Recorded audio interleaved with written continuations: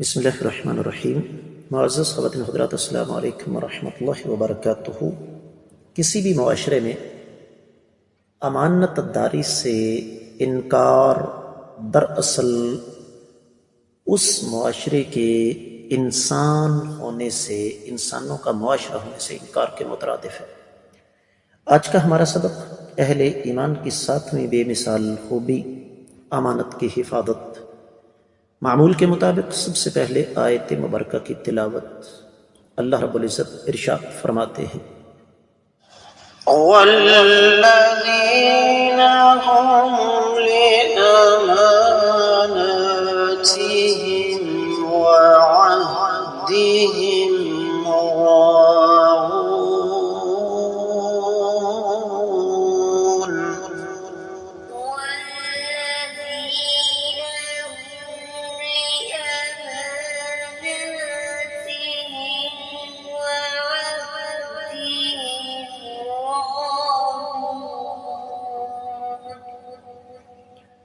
معزز خواتین و حضرات، اللہ رب العزت کی پاکیزہ کتاب قرآن مجید 18واں پارہ، سورت کا نام المؤمنون اور آیت مبارکہ ہے 8ویں۔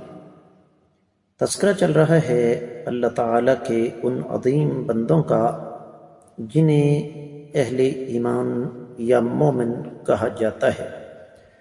اللہ تعالیٰ ارشاد فرماتے ہیں، والذین، یہی وہ لوگ ہیں، ہم جو کہ لاماناتہم، اپنی امانتوں کو، وعہدہم، اور اپنے وعدوں کو، راعون، ان کی حفاظت کرنے والے ہیں۔ بامحاورہ ترجمہ، اور وہی لوگ ہیں جو اپنی امانتوں اور وعدے کی حفاظت کرنے والے ہیں۔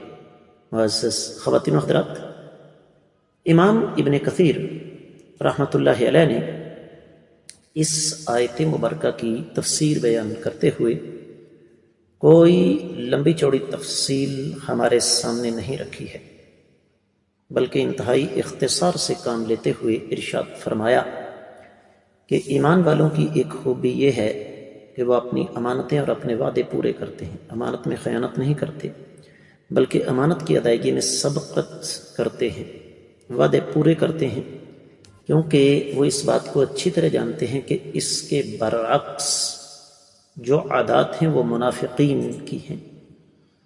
اور پھر اسی مناسبت سے امام ابن کثیر رحمۃ اللہ علیہ ایک حدیث لے کر آئے جو کہ صحیح بخاری میں 7232 میں ہے۔ کائنات کے امام صلی اللہ علیہ وسلم نے ارشاد فرمایا، آیت المنافق ثلاث، منافق کی 3 نشانیاں ہیں، اور ان میں سے ایک یہ بھی ہے کہ جب بات کرے تو جھوٹ بولے، جب وعدہ کرے تو اس کی مخالفت کرے، اور جب اسے امانت سونپی جائے تو اس امانت میں خیانت کرے۔ دیگر کتب تفسیر کا جائزہ لیا جائے تو اہل علم نے، خاص طور پر امام ابن جریر، امام بیضاوی، امام ابو حیان اور مادی قریب کی ایک بڑی علمی شخصیت علامہ شنقیطی، اسی طریقے سے امام ابن جزی وغیرہ اس طرف گئے ہیں کہ بنیادی طور پر جب اللہ اور لوگوں کی طرف سے ایمان والوں کو امانت سونپی جاتی ہے تو وہ اس امانت کی حفاظت کرتے ہیں، اور اللہ کے ساتھ اور اللہ کے بندوں کے ساتھ جو انہوں نے معاہدہ اور وعدہ کیا ہوتا ہے اس کا خصوصی طور پر خیال رکھتے ہیں، نہ تو امانت میں خیانت کرتے ہیں اور نہ ہی وعدوں کو توڑتے ہیں۔ اور یہ مضمون قرآن مجید میں ہمیں جا بجا ملے گا۔ سورۃ النساء 58ویں آیت مبارکہ کا ایک چھوٹا سا ٹکڑا، ان اللہ یأمرکم ان تؤدوا الامانات الی اہلہا، اللہ تعالیٰ تمہیں حکم دیتے ہیں کہ تم امانتیں ان کے اہل لوگوں کے حوالے کرو۔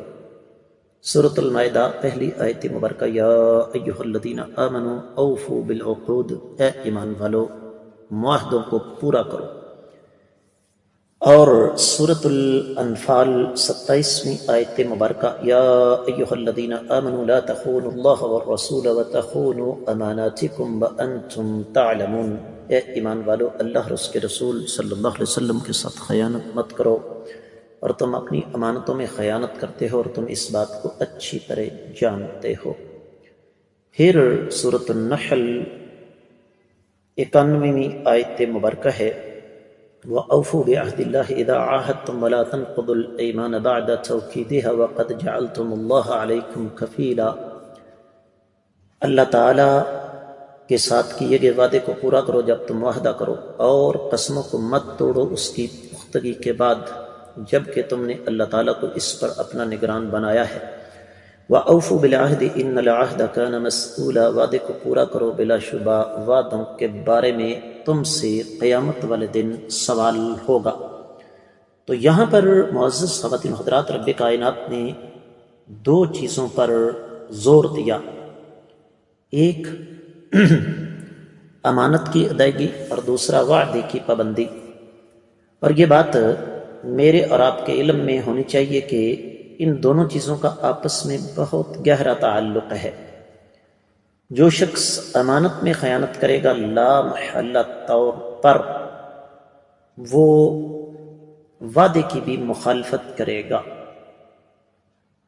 یہ دونوں چیزیں باہم ایک دوسرے کے ساتھ جڑی ہیں، اور وعدہ خلافی کرنے والا شخص، آپ کے علم میں یہ بات ہونی چاہیے کہ اکثر و بیشتر امانت میں خیانت کرنے والا ہوتا ہے۔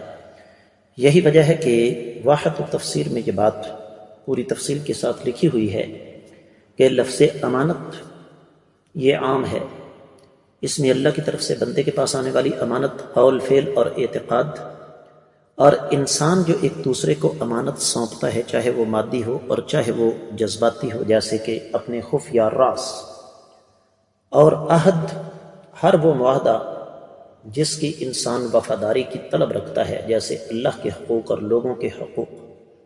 اور مومن کی شان یہ ہے کہ وہ ان دونوں چیزوں کی خصوصی طور پر حفاظت کرتا ہے، اور دونوں پہلوؤں سے اللہ کے ساتھ بھی وفا کرتا ہے اور بندوں کے ساتھ بھی وفا کرتا ہے۔ رہا یہ مسئلہ جی اس بات کی دلیل کیا ہے کہ اللہ تعالیٰ کی طرف سے بندے پر امانت آ گئی، تو سن لیجئے سورۃ الاحزاب 72ویں آیت مبارکہ آگے آ رہی ہے۔ رب کائنات فرماتے ہیں، اِنَّا عَرَضْنَا الْأَمَانَةَ عَلَى السَّمَاوَاتِ وَالْأَرْضِ وَالْجِبَالِ فَأَبَيْنَ أَن يَحْمِلْنَهَا وَأَشْفَقْنَ مِنْهَا وَحَمَلَهَا الْإِنسَانُ، ہم نے اس امانت کو آسمانوں پر، زمین پر، پہاڑوں پر پیش کیا تو سب نے ان کو اٹھانے سے انکار کر دیا، اس امانت کو، اور اس سے ڈر گئے، لیکن انسان نے اسے اٹھا لیا۔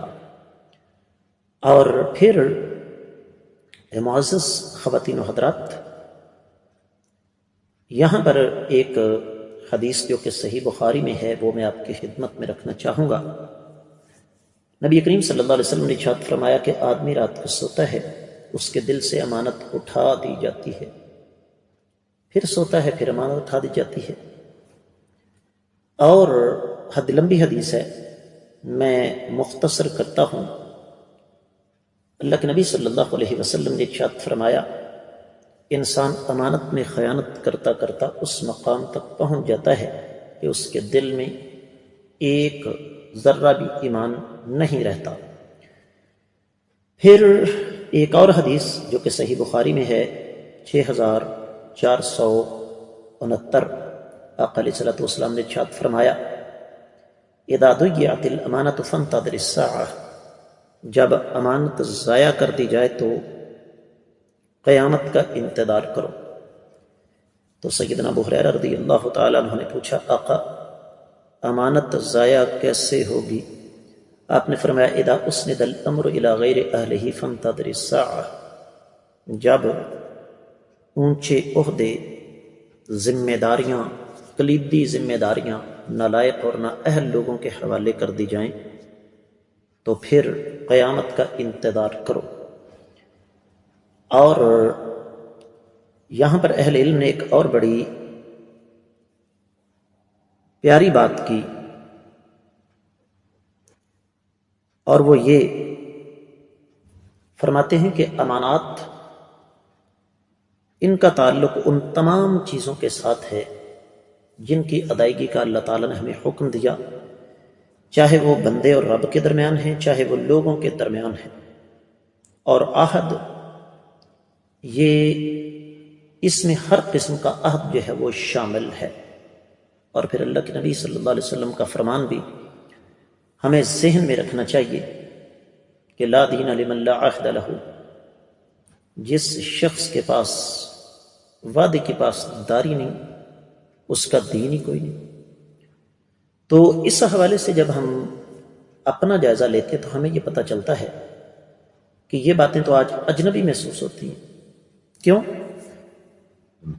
نہ آج ہمارے پاس امانت کی ادائیگی کا وہ معیار ہے، اور نہ ہی وعدے کی پاسداری۔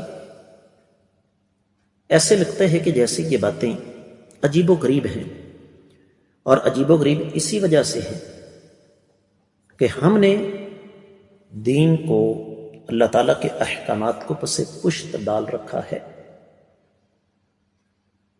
آپ اور میں اچھی طرح جانتے ہیں کہ اس وقت ہمارے حالات کیا ہیں۔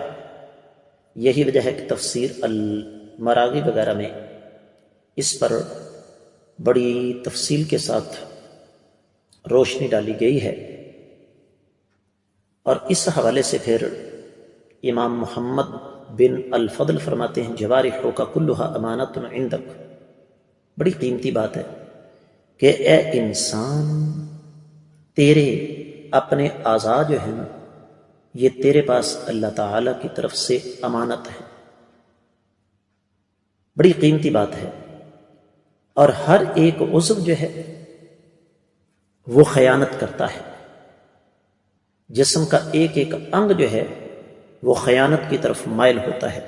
تو حاصل کلام یہ ہے کہ یہ آیت مبارکہ کوئی آیت مبارکہ نہیں، بلکہ ہماری زندگی کا رخ تبدیل کر سکتی ہے اگر ہم اس کے مطابق عمل کریں۔ آج کے سبق سے اجازت چاہوں گا۔ السلام علیکم ورحمۃ اللہ۔